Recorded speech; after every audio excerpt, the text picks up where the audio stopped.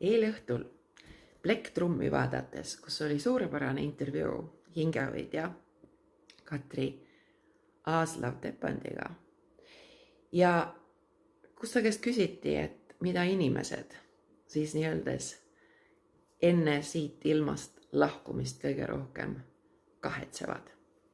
Ja ta tõi välja, et tavaliselt, mida nad kahetsevad, on see, et nad ei olnud näiteks endale oluliste inimestega piisavalt palju koos.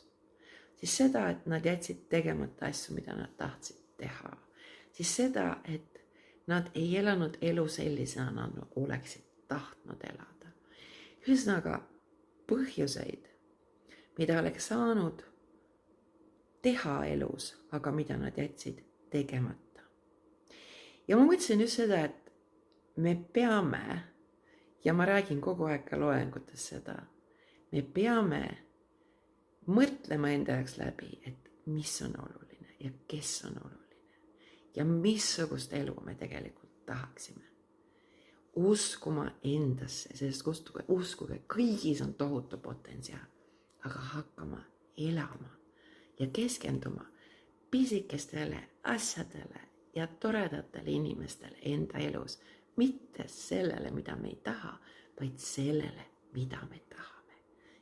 Ja uskuge, siis me oleme tunduvalt õnnelikumad iga